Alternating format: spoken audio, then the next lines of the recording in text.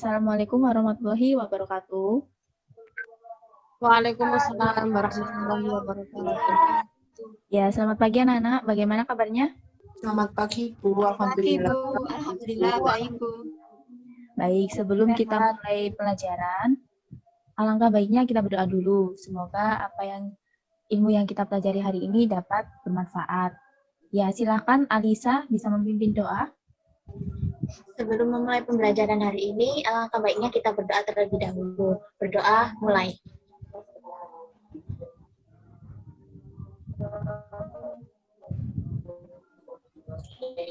Doa selesai. Ya, terima kasih Alisa. Baik, mudah-mudahan dengan kita berdoa dapat melaksanakan kegiatan pembelajaran dengan baik dari awal sampai akhir. Nah, sekarang Ibu absen dulu ya. Yang Ibu panggil bilang hadir. Alisa, Hadir, Bu. Sayyidah, Hadir, Bu. Rida, Hadir, Bu. Dia, Hadir, Bu. Nila, Hadir, Bu. dan Selsi. Hadir, Bu. Ya, terima kasih ya semuanya sudah hadir. Semoga semuanya sehat hari ini. Oke, nah sebelum masuk ke materi, Ibu mau tanya dulu. Kira-kira di sini ada yang rumahnya di Surabaya? Ada, Bu. Saya dan Rida rumahnya di Surabaya. Sayyidah, Surabaya mana? Wonokromo, Bu. Kalau Rida, Surabaya mana? Saya di Kenjeran, Bu. Nah, tepat sekali. Jadi Rida tahu Tambak Wedi ya? Atau pernah berkunjung ke sana?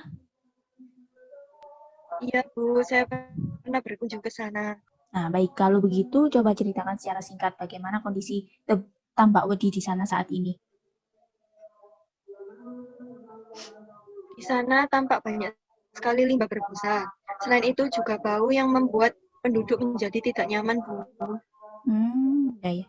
Lalu kira-kira penyebab dari masalah ini apa ya? Teman-teman yang lain mungkin ada yang tahu? Itu, Bu. Mungkin terjadi karena pencemaran limbah rumah tangga seperti deterjen. Ya, terima kasih Dian. Ya, itu adalah salah satu penyebab terjadinya masalah di Tambak Wedi ya. Nah, jadi selanjutnya kita akan membahas masalah ini dengan lebih spesifik. Namun sebelumnya Ibu mau tanya dulu. Sesuai dengan pesan Ibu waktu pertemuan minggu lalu, apakah handout-nya sudah dipelajari? Sudah, Bu. Nah, kalau sudah, materi apa yang akan kita pelajari pada pertemuan ini? Pencemaran lingkungan, Bu. Ya, benar sekali Nila. Jadi kali ini kita akan mempelajari materi tentang pencemaran lingkungan. Oke. Nah, kan kita sudah membahas sedikit masalah tentang Tambak Wedi. Biar lebih tahu dan jelas bagaimana kondisi Tambak Wedi itu, bisa kita amati dari video ini bersama. Sungai di Tambak Wedi, Surabaya tercemar fosfat dan klorin, membuat habitat sungai rusak. Para nelayan mengeluh karena sulit mendapatkan ikan di sungai yang selama ini menjadi tumpuan hidupnya.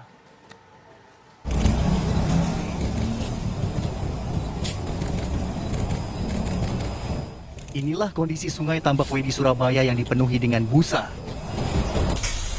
Air sungai yang berbusa ini keluar dari rumah pompa dan mengalir terus ke muara sungai hingga ke laut Selat Kenjeran. Sungai Tambak Wedi yang berdekatan dengan laut Selat Madura ini telah tercemar fosfat dan klorin. Kondisi sungai yang berbusa ini sebenarnya sudah terjadi sejak 3 tahun terakhir. Namun belakangan, busa di sungai semakin banyak. Nelayan yang menggantungkan hidupnya di sungai ini resah. Pasalnya, dengan banyaknya busa, mereka kesulitan mencari ikan. Ikan-ikan tidak mau masuk. Sulit cari ikan di sini. Iya. Terus cari ikannya lebih jauh gitu kan? Boleh jauh. Di sini tidak ada ikan. Takut sama air ini. Sama busanya ini takut Iya, kan? bisa. Dari hasil penelitian mahasiswa Universitas Muhammadiyah, air sungai Tambak Wedi mengandung fosfat dan klorin dengan kandungan tinggi. Hal ini tentunya berbahaya bagi ekosistem di sungai seperti ikan yang tidak bisa berkembang. Melihat baku mutu air sungai, dan baku mutu air sungai yang kita temukan kemarin kandungan fosfatnya sebesar 45 ppm.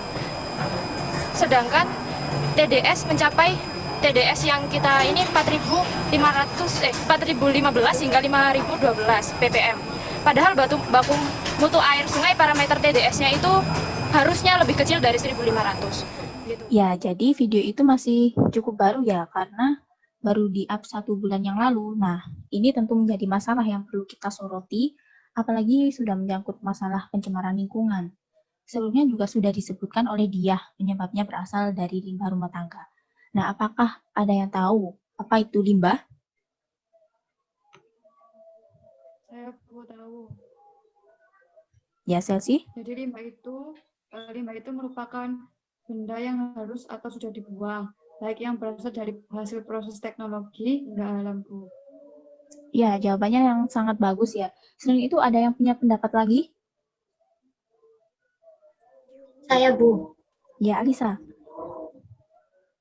Limbah itu merupakan benda buangan yang dihasilkan dari sebuah proses, baik berasal dari industri maupun domestik. Benar sekali. Jadi, singkatnya limbah itu biasanya dikenal dengan sampah. Kalau kita melihat masalah yang terjadi di Tambak Wedi ya, sekitar 80% lah polutan itu masuk ke sungai berasal dari limbah rumah tangga. Kemudian ini mengakibatkan kandungan surfaktan itu menurunkan tegangan pada permukaan air. Nah, surfaktan ini akan menurunkan tegangan permukaan ketika ada pengadukan atau misalnya pompa yang jalan dan sebagainya. Nah, seperti itu. Dari penjelasan ini dulu mungkin ada yang ingin ditanyakan?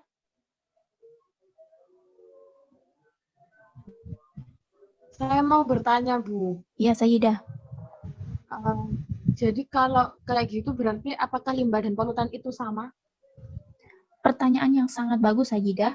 Ya, sebelum Ibu menjawab, mungkin teman-teman yang lain ada yang bisa tahu, ada yang tahu? Saya mencoba menjawab, Bu. Ya, Rida, silakan. Polutan berbeda dengan limbah. Kalau polutan adalah zat yang tercemar di udara yang disebabkan oleh limbah. Ya, terima kasih Rida, jawabannya sangat bagus nih. Oke, kurang lebih memang seperti itu ya jawabannya. Namun Ibu tambahkan sedikit, polutan itu merupakan bahan atau benda yang menyebabkan pencemaran, baik secara langsung maupun tidak langsung, seperti zat fosfat yang terkandung dalam sisa buangan deterjen ramah rumah tangga, ya, serta pupuk kimia pertanian. Nah, polutan ini bisa terbentuk dari makhluk hidup, zat atau energi, bahkan bisa dikatakan apabila kadar polutan melebihi ambang batas dan berada pada waktu yang tidak tepat dan tidak pada tempat yang semestinya. Dan yang polutan itu bisa mencemari lingkungan untuk sementara dan dalam waktu jangka panjang. Oke, sementara limbah bisa diartikan sebagai sisa atau buangan yang dihasilkan dari suatu proses produksi, baik industri maupun kegiatan rumah tangga. Seperti yang kita bahas sebelumnya. Bagaimana, Sayyidah? Apakah bisa dimengerti? Iya, Bu. Dari penjelasannya saya sudah cukup paham. Ya, terima kasih ya. Oke, selanjutnya apakah ada yang tahu kira-kira bagaimana dampak yang ditimbulkan dari masalah ini? Saya, Bu, dampaknya itu mematikan ekosistem di bawah air. Ya, bagus dia. Yang lain? Saya, Bu, menyebabkan air menjadi bau. Ya, terima kasih. Ada lagi? Itu, Bu. Ya, Dapat Selsi. juga menurunkan kualitas air bersih. Jawabannya semuanya bagus-bagus nih. Nah, sekarang Ibu mau tanya, apakah ada yang tahu bagaimana kita bisa menemukan indikator kualitas air itu? Belum tahu, Bu. Belum tahu, Bu. Kalau belum tahu, baik, oke. Ibu beri tugas dulu kalau gitu ya. Nah, Ibu akan membentuk kelas ini menjadi 3 kelompok, masing-masing kelompok terdiri dari 2 anggota. Biar adil, Ibu yang ngacak saja ya. Nah, untuk kelompok 1 terdiri dari Nila dan Selsi. Kelompok 2 terdiri dari Rida dan Diah, dan kelompok 3 Alisa dan Sayyidah. Oke, semuanya sudah menerima LKPD yang Ibu berikan? Sudah, Bu. Sudah, Bu. Sudah, Bu. Sudah, Bu. Nah, bagus ya. Oke, sekarang kalau kalian lihat di LKPD itu terdapat 3 gambar ya. Jadi sebenarnya ada 3 macam pencemaran lingkungan yang umum diketahui. Ya, ada pencemaran air, ada pencemaran udara, ada pencemaran tanah. Contohnya ada di gambar 1. Nah, gambar 1 itu ada yang tahu nggak gambar apa itu? Saya Bu, gambar 1 itu air sungai yang kotor, ada sampah plastik kecil-kecil. Ya, Alisa, benar sekali ya. Kalau gambar 2, Sayyidah, gambar apa itu? Gambar PLTU terus mencemari udara sekitar. Ya. Kalau gambar 3, Rida, gambar apa itu, Rida? Gambar tanah yang dipenuhi dengan limbah, Bu. Ya, benar sekali. Nah, karena kita semua sudah dapat mengungkapkan gambar tersebut, sekarang tugas kalian adalah berdiskusi dengan teman kelompok ya, dengan mengisikan jawaban di soal LKPD. Nah, selanjutnya kalian bisa mendesain poster yang berisi permasalahan ataupun solusi pencemaran lingkungan. Untuk kelompok 1 berdiskusi tentang gambar 1, tadi sudah disebutkan tentang apa itu ya. Kelompok 2 juga berdiskusi tentang gambar 2, kelompok 3 berdiskusi tentang gambar 3. Bagaimana? Apakah bisa dimengerti? Silahkan Ibu beri kesempatan untuk bertanya sebelum mengerjakan. Saya mau bertanya, Bu. Iya, dia, silakan. Untuk membuat poster itu ketentuannya gimana ya, Bu? Sebenarnya tidak ada ketentuan pembuatan posternya, tapi kalian bisa menggunakan Canva atau yang lain dengan kreativitas kalian ya. Yang penting adalah isi atau informasi yang ingin disampaikan dapat dipahami dengan mudah. Bagaimana dia bisa dipahami? Bisa, Bu. Terima kasih. Ya, terima kasih. Oke, baik, kalau tidak ada pertanyaan lagi, silakan mulai berdiskusi. Ibu beri waktu kurang lebih 40 menit ya. Nanti silakan presentasi hasil karyanya. Baik, waktu diskusi sudah habis ya. Apakah semua sudah menyelesaikan tugasnya? Sudah, Bu. Nah, karena waktunya juga sudah hampir selesai, maka untuk presentasi hari ini Ibu hanya menunjuk satu kelompok saja. Biar adil, Ibu tunjuk sesuai urutan ya. Karena juga tadi membahas tentang pencemaran lingkungan, maka pencemaran air, maka kelompok 1 silakan presentasi hasil diskusinya. Untuk kelompok lain menyimak ya. Ya, silakan kelompok 1. Ya, Assalamualaikum warahmatullahi wabarakatuh. Waalaikumsalam warahmatullahi wabarakatuh. Waalaikumsalam.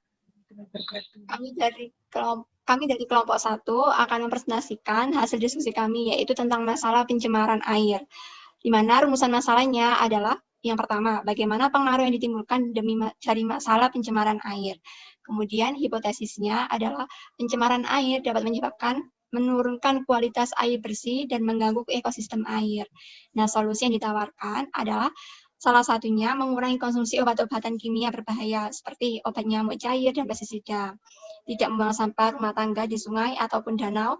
Jadi kita harus mengelola dengan baik sampah rumah tangga dan mengusahakan untuk menanam pohon di pinggiran sungai atau danau. Dan yang terakhir adalah melaksanakan rehabilitas terhadap lahan krisis dengan tujuan demi meningkatkan konservasi air bawah tanah. Selanjutnya, untuk hasil desain poster akan dijelaskan oleh teman saya. Terima kasih. Iya, saya akan melanjutkan presentasi.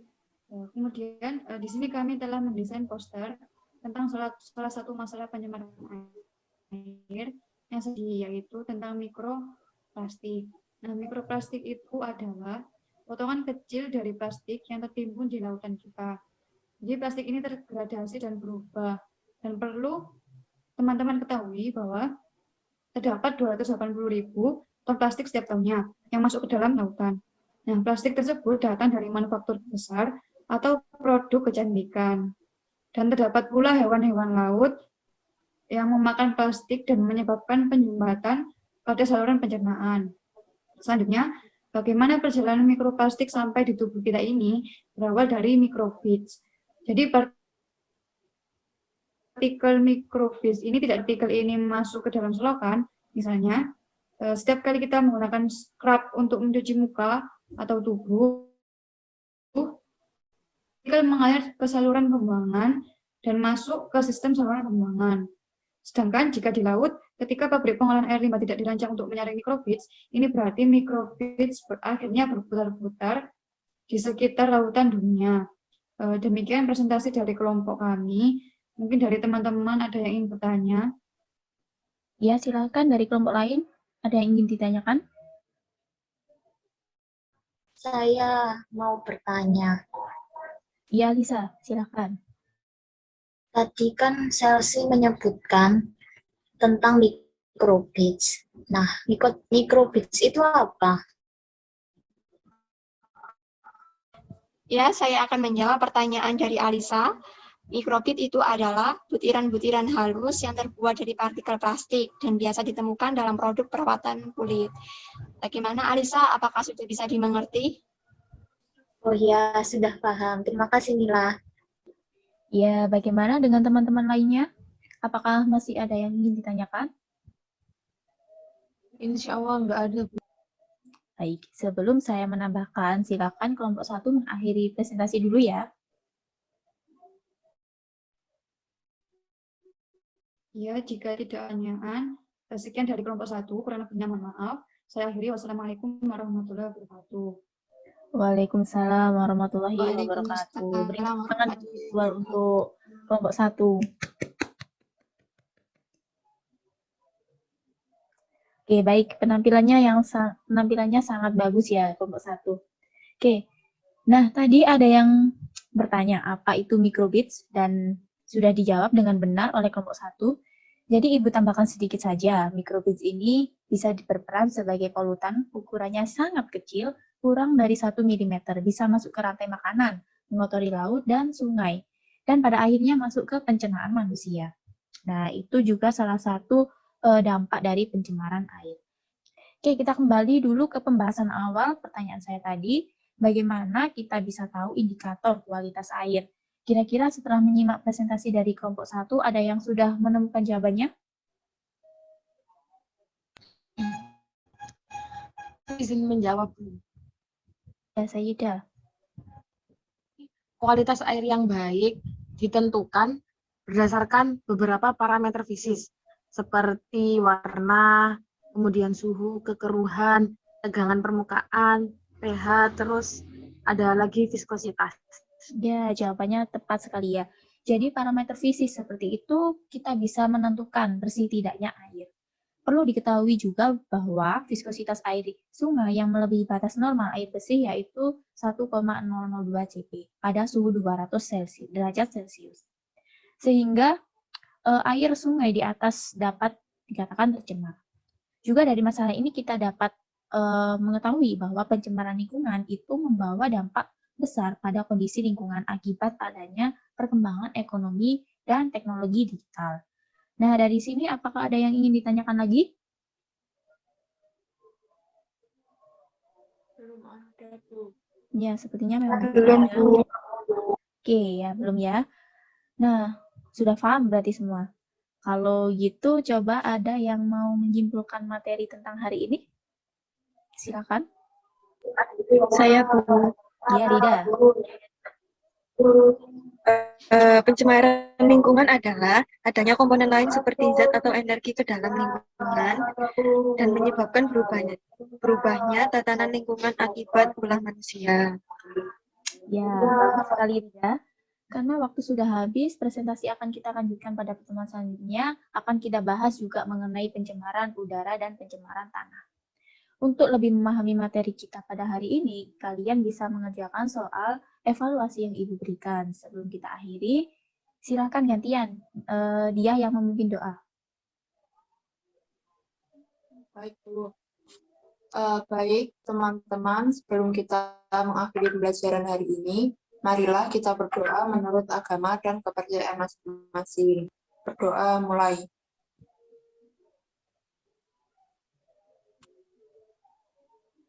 Berdoa selesai.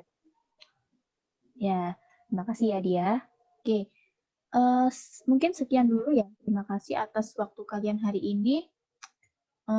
Tetap jaga kesehatan, karena ini masih itu ya, musimnya juga musim pancaroba mungkin ya. Oke, baik, Ibu akhiri dulu. Wassalamualaikum warahmatullahi wabarakatuh. Waalaikumsalam warahmatullahi wabarakatuh.